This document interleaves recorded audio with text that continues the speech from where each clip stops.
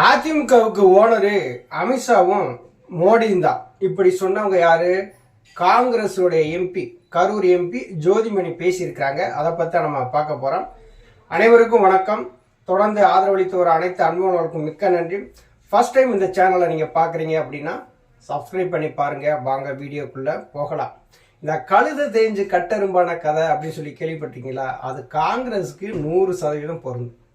1947 India சுதந்திரம் அடைந்த காலத்துல இருந்து காங்கிரஸ் தான் இந்தியாவை ஆட்சி செய்தது. மத்தியில் யார் ஆண்டது? காங்கிரஸ். அதற்கடுத்து ஜனதா. இப்படி அதிக நாட்கள் இந்தியாவை ஆட்சி செய்தது, மத்தியில் இருந்து ஆட்சி செய்தது யாருன்னா காங்கிரஸ் தான். ஆனால் 2014, 19, 2024 இந்த நாடாளுமன்ற தேர்தலில் காங்கிரஸ் மோசமான ஒரு தோல்வியை சந்திச்சது. தமிழ்நாட்டை பொறுத்தளவுல காங்கிரஸை மக்கள் ஏத்துக்கல. காமராஜருக்கு பின் தமிழகத்தில் காங்கிரஸ் இருக்காங்கிறது கேள்விக்குறியா போச்சு. தமிழ்நாட்டில் இருக்கக்கூடிய காங்கிரஸ் கோஷ்டி பூசல் அதிகமாக இருக்கும். இவங்க இன்னொரு கட்சியை பற்றி பேசுகிறாங்க பாருங்க, அதுதான் வேடிக்கையா இருக்குது. இன்னைக்கு அதிமுகவுக்கு பொதுச் செயலாளராக இருக்கிறாரு எடப்பாடி பழனிசாமி. புரட்சி தலைவர் எம்ஜிஆர், புரட்சி தலைவி அம்மா, அதுக்கடுத்து அதிமுகவுடைய பொதுச் செயலாளராக எடப்பாடி பழனிசாமி இருக்காரு. அதிமுகவுடைய தலைமையில தான் இங்கே என்டிஏ கூட்டணி. அதிமுக தான் சீட்டை கொடுக்குற இடத்துல இருக்கு, மற்ற கட்சிகள் எல்லாம் வாங்குற இடத்துல தான் இருக்கிறாங்க. கூட்டணி சேர்ந்துட்டோங்கிறதுக்காக அதிமுக யாருக்குமே அடிமை கிடையாது. ஏற்கனவே எடப்பாடி பழனிசாமி தன் கட்சியினுடைய தலைவர்களை பிஜேபிக்காரவங்க குறைச்சி மதிப்பிடுறாங்கன்னு சொல்லி தான் கூட்டணியிலேருந்து வெளியில வந்தார். ஆனால் காங்கிரஸ்னால முடிஞ்சதா? கொஞ்சம் யோசிச்சு பாருங்க. திமுகங்கிற ஒரு கட்சி கிட்ட காலம் பூரா கொத்தடிமையா இருக்குது காங்கிரஸ். மாணிக்கம் தாகூர், விருதுநகர் எம்பி, காங்கிரஸ் எம்பி மாணிக்கம் தாகூருக்கு இருக்கிற ஒரு சூடு சொரணை கூட இங்க இருக்கக்கூடிய காங்கிரஸ்காரருக்கு இல்லை.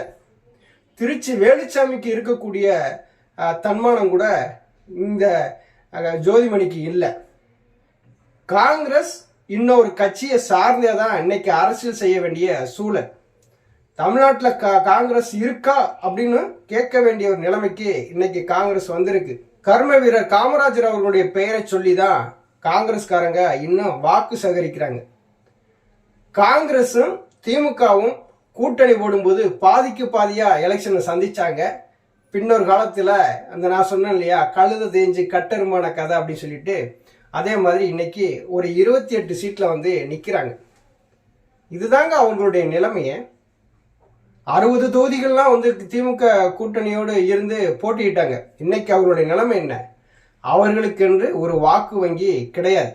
மாணிக்கம் தாகூர் ட்விட்டர்ல பதிவு பண்றாரு, 2006 நம்ம தலைவர்கள் செய்த தவறு இன்னைக்கு நம்ம குறைவான ஒரு இடங்களை வாங்க வேண்டிய சூழல் ஏற்படுது அப்படின்ட்டு. திமுகவை விட்டா காங்கிரஸ்க்கு வேற வழி இல்லை. திமுகவுக்கு காலம்பூரம் கொத்தடிமையா இருந்து இன்னைக்கு திமுகவுக்காக பிரச்சாரம் செய்து திமுக ஆட்சி அமைக்கிறதுக்கு இவங்க பூரா பாடுபடுறாங்க. ஆனா அதிமுக அப்படி இல்லை. இன்னைக்கு எடப்பாடி பழனிசாமி முதலமைச்சராக வரணும், அதிமுக ஆட்சி அமைக்கணும்னு சொல்லி இன்னைக்கு பிஜேபி வேலை செய்யறாங்க. காங்கிரஸ்காரவங்க முதலமைச்சராக வரணும்னு சொல்லி திமுக காரங்க வேலை செய்யறாங்களா? இல்லை இல்லை. நீங்களே திமுகவுக்கு கொத்தடிமையா இருந்துகிட்டு அதிமுகவுக்கு ஓனர் அமித்ஷா, மோடின்னு சொல்லி நீங்க பேசுறீங்க. இது பேசுறதுக்கே கொஞ்சம் உங்களுக்கு கூச்சமா இல்லை? உங்களுடைய நிலை என்ன? திமுக ஒரு ராஜ்யசபா சீட்டை கொடுத்துறாதா? திமுக கூடுதல தொகுதியை ஒதுக்கிறாதா அப்படின்னு சொல்லி தான் நீங்க இது வரைக்கும் திமுக போடுற அந்த குறைவான ஒரு சீட்டை வாங்குறதுக்கு கையேந்தி நிற்கிறது காங்கிரஸ். அதிமுக இல்லை. அதிமுக எடப்பாடி பழனிசாமி அவர்கள் தலைமையில சிறப்பா செயல்படுது. மக்கள் எதிர்பார்க்கிறாங்க, அடுத்து அதிமுக ஆட்சிக்கு வரும் அப்படின்னு சொல்லி எதிர்பார்க்கிறாங்க. அதிமுக இன்னைக்கு எல்லா கட்சிகளுக்கும் தொகுதியை ஒதுக்கக்கூடிய இடத்துல இருக்கு. முதல்ல புரிஞ்சுக்கிறேன். இதே திமுக பாஜகவோட கூட்டணி வச்சு தேர்தலை சந்திச்சாங்க, இல்லைன்னு சொல்ல முடியுமா? திமுகவுக்கு ஓனரு பாஜகவா? இல்ல அப்போது இருந்த வாஜ்பாயா? இல்ல அப்போது இருந்த அத்வானியா? இதையெல்லாம் பேசணும்ல. சும்மா இன்னைக்கு அதிமுக என்னமோ பலவீனமா இருக்கிறது மாதிரியும், இங்க இருக்கிறவங்கலாம் போய் மோடி காலில் விழுகிறது மாதிரியும், அமித்ஷா காலில் விழுகிறது மாதிரியும் ஒரு பேச்சு பேசுறீங்களே. இன்னைக்கு ஜோதிமணியாக இருக்கட்டும், செல்வ பெருந்தகையா இருக்கட்டும், இங்க எல்லாரும் போய் திமுக காலில் விழுகிறீங்க. அறிவாலயம் காலில் விழுந்து நீங்க கொடுக்குற சீட்டுகளுக்கு நாங்க நின்றுக்கிறோம் சொல்லிட்டு பயந்து பம்மி உக்காந்துட்டு இருக்கீங்க. இன்னும் ஒரு கட்சி வெற்றி பெறுவதற்காக காங்கிரஸ் பாடுபடுது. முதல்வர் மு.க.ஸ்டாலின் அவர்கள் மீண்டும் முதல்வராக வருவதற்கு காங்கிரஸ் பாடுபடுது. ஆனா இங்க அப்படி இல்லை. இதே பாஜக அதிமுகவுடைய முதல் வேட்பாளர் இருக்கக்கூடிய எடப்பாடி பழனிசாமி வெற்றி பெறணும், அதிமுக ஆட்சி அமைக்கணும்னு சொல்லிட்டு பிஜேபி பாடுபடுது. இது ரெண்டுக்கும் உள்ள வித்தியாசம் இதுதான்.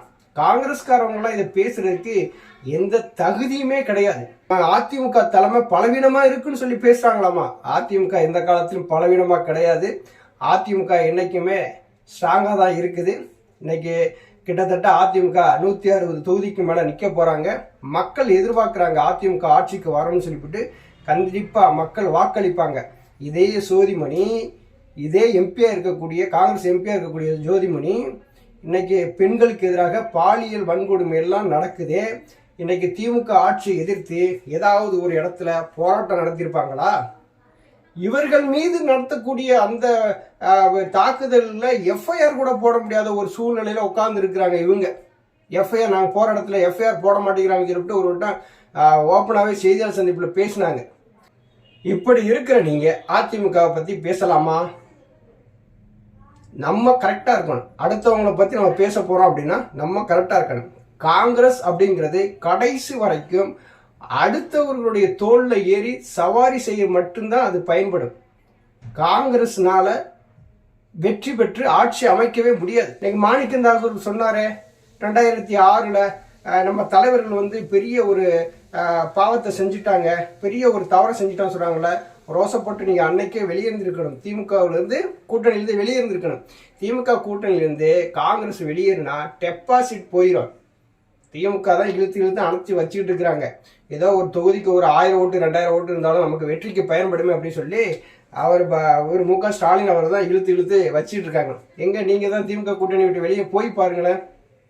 திமுகவினுடைய நிரந்தர அடிமை அப்படின்னு சொல்லி பார்த்தீங்கன்னா இன்னைக்கு காங்கிரஸ் தான். காங்கிரஸ் மத்தியில் ஆண்டுகிட்டே இருந்துச்சு, வர வர தேஞ்சு போச்சு. இப்போ எந்த மாநிலத்தில் பிஜேபி பார்த்தீங்கன்னா கிட்டத்தட்ட ஒரு 18க்கும் மேற்பட்ட மாநிலங்களில் இது கூட்டணி ஆட்சியிலும் இருக்கிறாங்க, இது மாநில ஆட்சியிலும் இருக்கிறாங்க. காங்கிரஸினுடைய நிலைமை என்ன? நாங்கள் காங்கிரஸ் சுதந்திரத்துக்காக பாடுபட்டோம், இது 47லேருந்து நாங்கள் இருந்த ஒரு பெரிய இயக்கம் அப்படிலாம் சொல்லி பெருமை பீத்திக்கிறீங்கல்ல. உங்களுடைய நிலை இன்னைக்கு என்ன? பாராளுமன்ற தேர்தல் வந்ததுன்னா எதிர்கட்சியா வர்றது கூட ரொம்ப சிரமப்பட்டு வரக்கூடிய ஒரு சூழல் உருவாயிருக்கு. இதுல சொல்றாங்க அதிமுகவுக்கு ஓனர் மோடி, அமித்ஷா. அதிமுகவுக்கு ஓனர் புரட்சி தலைவர் எம்ஜிஆர் தான். அவர் தான் கட்சியை உருவாக்கினாரு. அதுக்கடுத்து புரட்சி தலைவி அம்மா அவர்கள் கட்டுக்கோப்பா வளர்த்து எடுத்தாங்க. இன்னைக்கு எடப்பாடி பழனிசாமி அவர்கள் கட்சிக்கு பொதுச் செயலாளர் இருந்து அடுத்து முதலமைச்சர் வேட்பாளர் களத்தில் நிற்காரு, வெற்றி பெற போறாரு, அதிமுக ஆட்சி அமைக்க போறாரு. இதுதான் நடக்க போகுது. இங்க யாரும் ஓனர்லாம் கிடையாது. இன்னைக்கு திமுகவுடைய அடிமையா இருக்கிற காங்கிரஸ் இதை பத்தி பேசவே கூடாது. இன்னைக்கு காங்கிரஸ்க்கு ஓனர் யாரு? தமிழ்நாட்டை பொறுத்தளவுல காங்கிரஸ்க்கு ஓனரு இன்னைக்கு முதல்வர் மு.க.ஸ்டாலின் அவர்கள் தான். இன்னைக்கு அவரு என்ன சொல்றாரோ அதன் பிரகாரம் தான் காங்கிரஸ் கேட்டு நடக்குது. ஜோதிமணி அவர்களுடைய நினைப்பு என்ன அப்படின்னா, மத்தியில பிஜேபி ஆளுது, பிஜேபி அதிமுகவோட கூட்டணி வச்சிருக்கு, நம்ம இப்படி எல்லாம் பேசுனா மக்கள் நம்ம பக்கம் திரும்புவாங்க, மீண்டும் திமுக ஆட்சி அமைப்பதற்கு நம்ம மூலியமா வாக்குகளை சேகரிக்கலாம் அப்படின்னு சொல்லி அவங்க நினைக்கிறாங்க. எந்த காலத்திலயும் நடக்காது. மீண்டும் ஒரு முறை சொல்றேன், காங்கிரஸ் கழுத தேஞ்சு கட்டரும்பான கதை தான். இன்னைக்கு காங்கிரஸ்க்கு ஓனரு இன்னைக்கு மு.க.ஸ்டாலின் அவர்கள் தான். நன்றி, வணக்கம்.